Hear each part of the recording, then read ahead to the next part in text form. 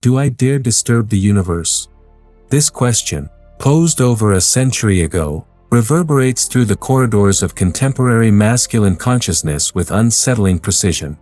In coffee shops and corporate boardrooms, in dating apps and doctoral dissertations, modern men find themselves paralyzed by the same existential hesitation that consumed Alfred Prufrock.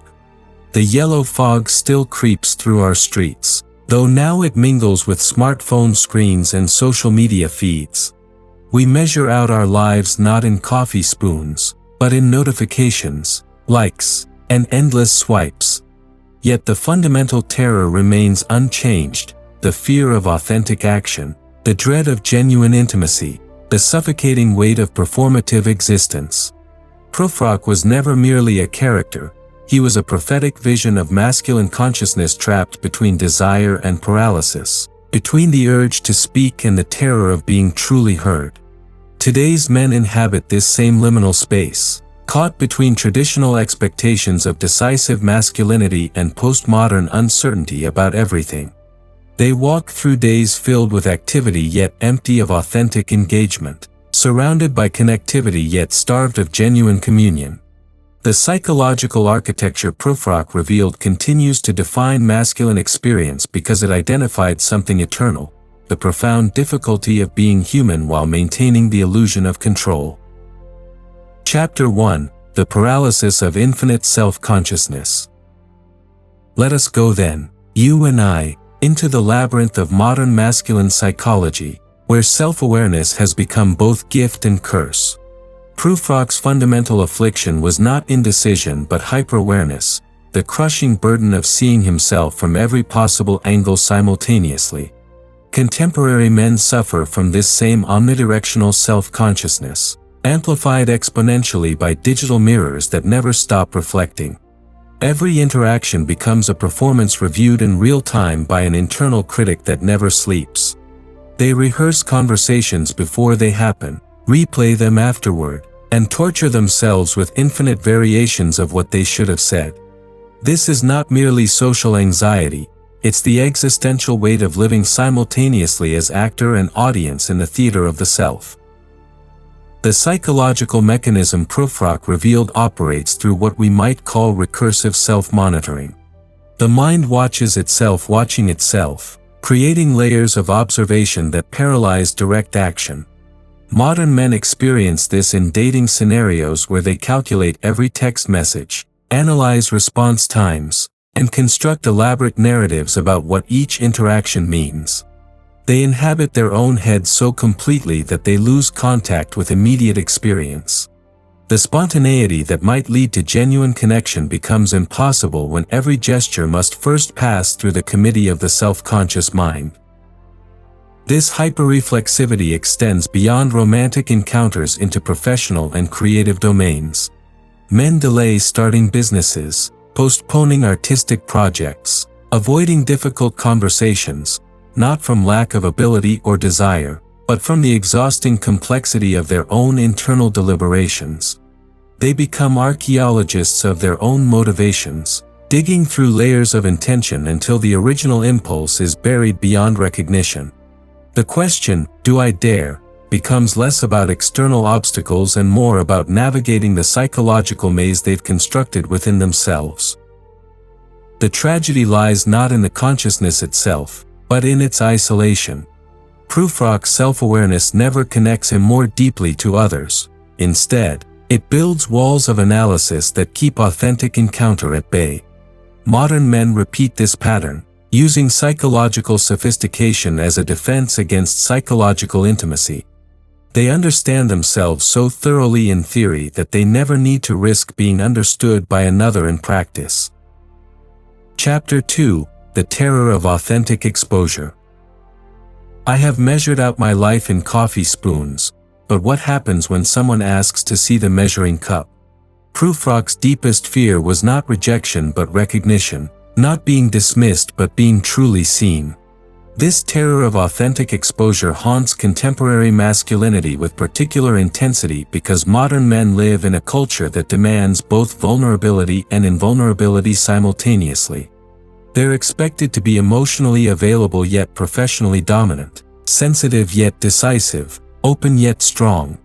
The psychological impossibility of this paradox creates a defensive architecture around the authentic self. The fear manifests in what psychologists recognize as impression management taken to pathological extremes. Men curate their personalities like museum exhibits, carefully controlling what aspects of themselves they allow others to encounter. Dating profiles become exercises in strategic self-presentation rather than honest self-revelation. Professional personas become elaborate performances that gradually colonize authentic identity. The question, "How do you know me?" becomes terrifying because it implies that someone might see through the carefully constructed facade to the uncertain, vulnerable human being beneath.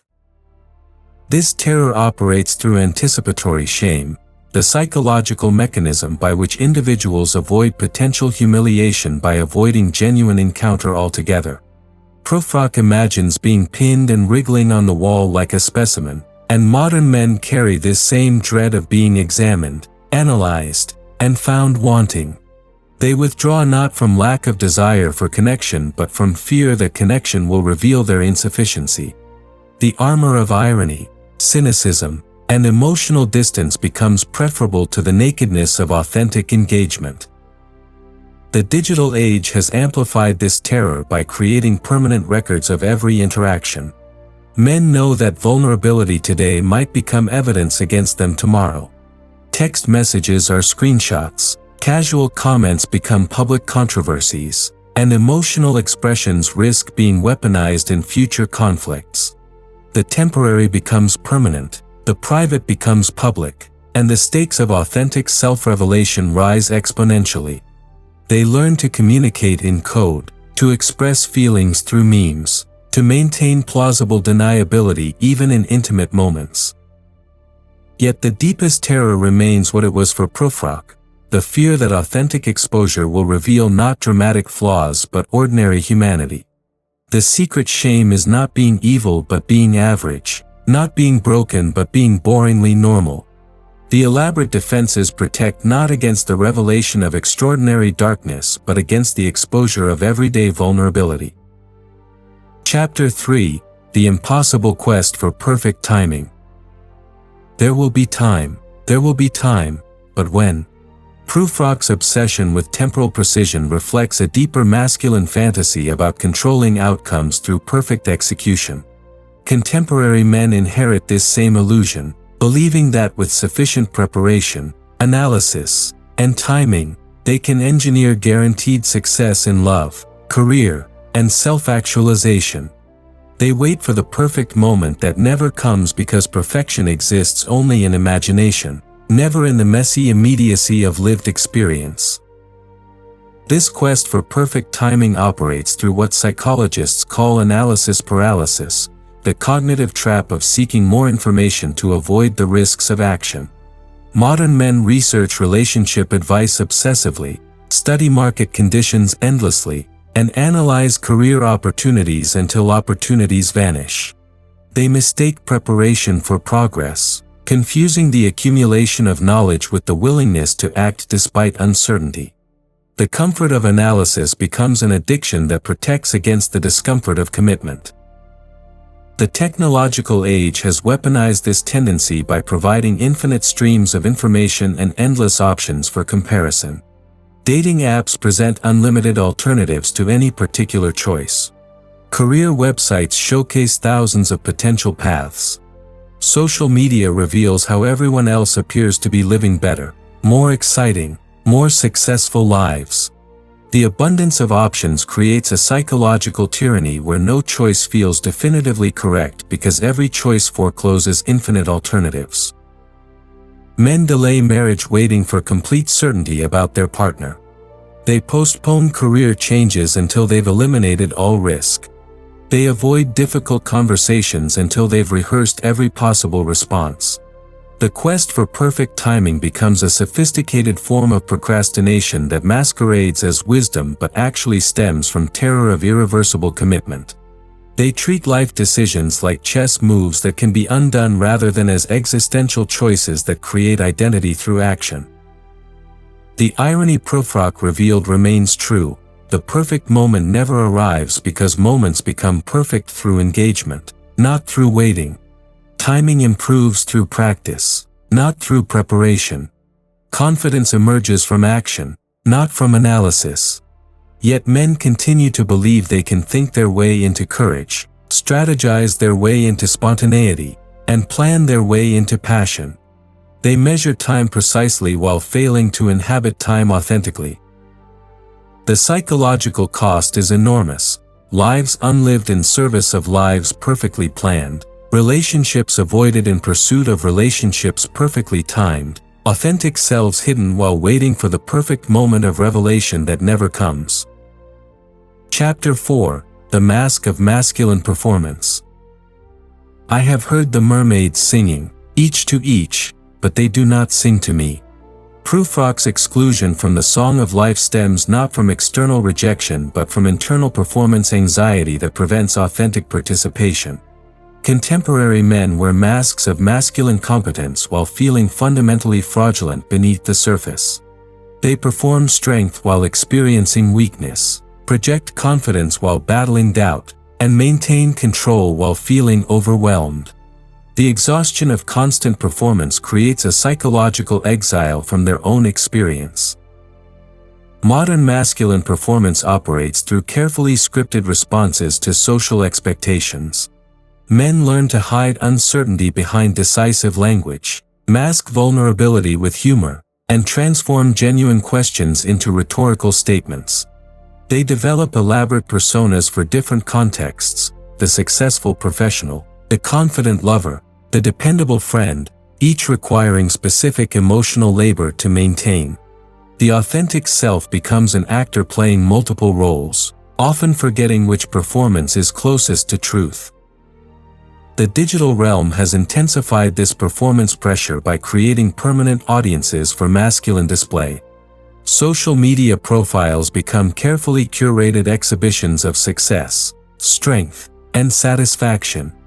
Men post photos that project adventure while feeling isolated, share achievements while battling imposter syndrome, and craft witty comments while experiencing profound loneliness. The gap between public performance and private experience widens until they begin to question which version represents reality. This performative pressure creates what psychologists call emotional labor, the exhausting work of managing feelings to create specific impressions in others. Men learn to suppress anger in professional settings while expressing it in acceptable outlets. They hide sadness behind stoicism while channeling it into acceptable forms of melancholy. They transform fear into aggression, uncertainty into authority, and vulnerability into strength. The emotional vocabulary available for authentic expression shrinks while the repertoire of acceptable performances expands. The tragedy lies in the isolation this creates. Men perform for others while never feeling truly seen by others. They receive appreciation for their performances while starving for acceptance of their authentic selves. Like Prufrock, they become spectators to their own lives, watching themselves perform masculinity while never feeling masculine enough to stop performing. The mask becomes so sophisticated that they forget what lies beneath it. The mermaids don't sing to them because they've stopped listening for authentic music while performing elaborate symphonies of masculine competence. The Song of Life requires presence, not performance, authenticity, not expertise, vulnerability, not invulnerability. Chapter 5: The Digital Age Amplification of Prufrock's Dilemma. I should have been a pair of ragged claws scuttling across the floors of silent seas, and perhaps, in our connected age, that's exactly what we've become. The digital revolution has transformed Prufrock's internal monologue into an external, public performance where every thought can be broadcast, every feeling quantified, and every interaction archived. Modern men navigate digital spaces that amplify every aspect of Prufrock's psychological predicament while offering none of the privacy that once made introspection possible. Social media platforms have become theaters for the performance of successful masculinity. Men curate feeds that project confidence, achievement, and satisfaction while privately struggling with the same uncertainties that plagued Prufrock. Instagram stories become highlight reels of lives that appear fully realized. LinkedIn profiles showcase careers that seem strategically planned, and dating apps reduce complex personalities to swipeable commodities. The gap between digital presentation and lived experience creates a new form of existential vertigo. Dating applications have digitized Prufrock's romantic paralysis in particularly cruel ways. The abundance of options creates a psychological paradox where every choice feels simultaneously insufficient and overwhelming. Men swipe through endless profiles while struggling with the same questions that tormented Prufrock. Do I dare approach? What if I'm rejected? What if I'm accepted but prove inadequate? The digital format strips away the subtlety of human encounter while amplifying the stakes of every interaction. Text messaging has become the modern equivalent of Prufrock's internal rehearsals. Men draft and redraft messages, analyze response times, and interpret emoji choices with the same obsessive precision Prufrock applied to his anticipated social encounters. The asynchronous nature of digital communication allows for endless revision but also endless second-guessing. Every text becomes a performance reviewed by an internal critic that never approves the final draft. The internet has democratized access to information while creating new forms of analysis paralysis. Men research every decision obsessively, compare their progress to others constantly, and postpone action indefinitely while gathering more data.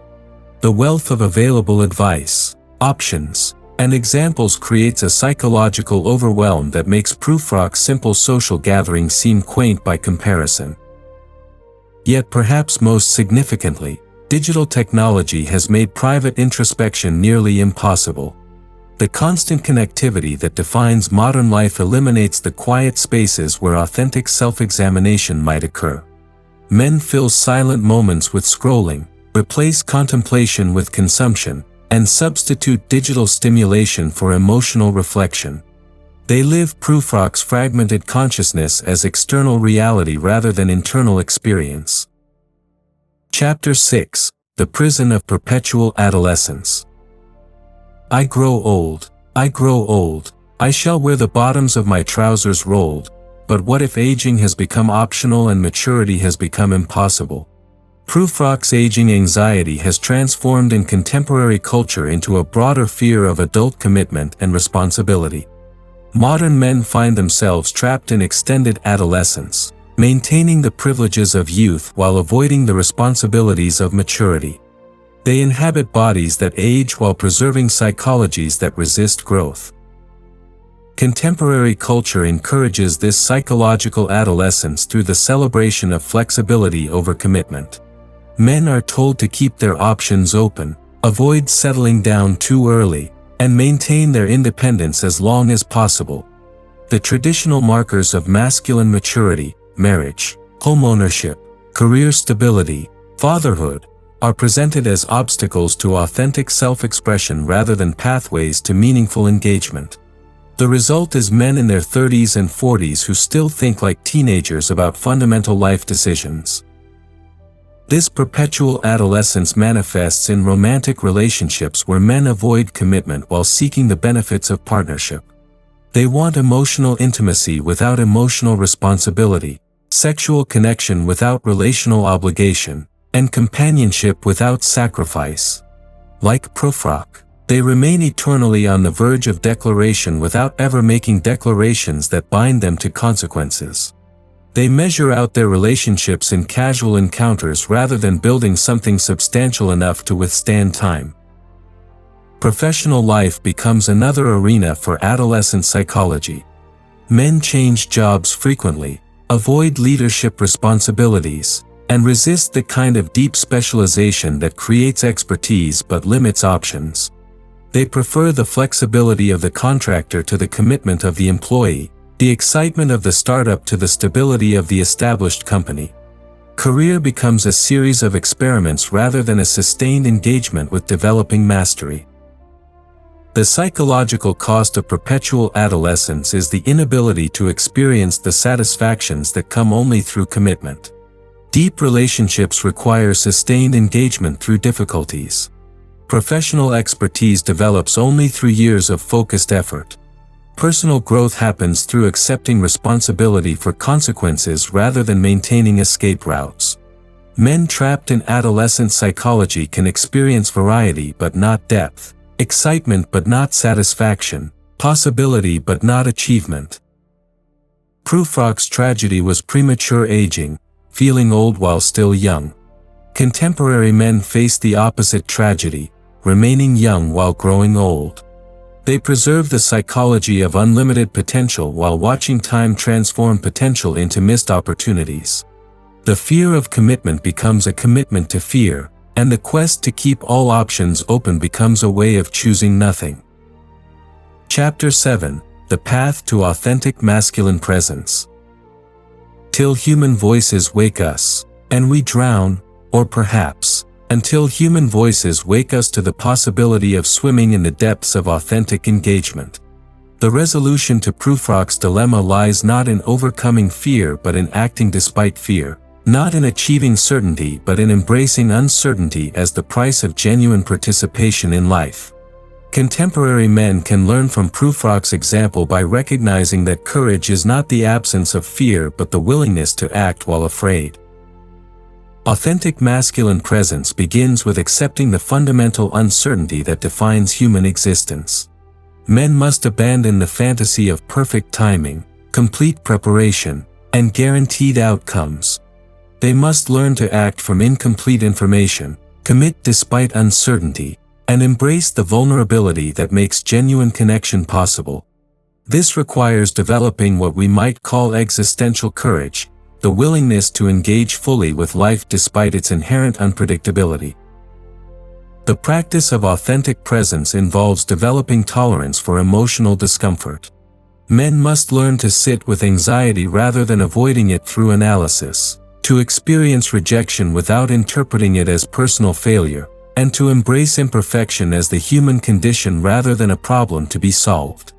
This means developing emotional vocabulary beyond anger and humor, learning to express vulnerability without apology, and practicing intimacy despite the risk of exposure. Digital detoxification becomes essential for recovering authentic presence.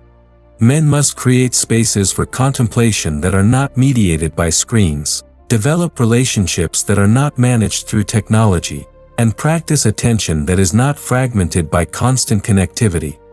This means establishing boundaries around digital consumption, prioritizing face-to-face interaction, and cultivating the kind of sustained attention that allows for deep engagement.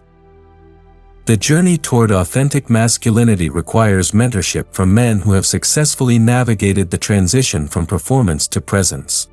This means seeking guidance from older men who model emotional intelligence, professional integrity, and relational commitment.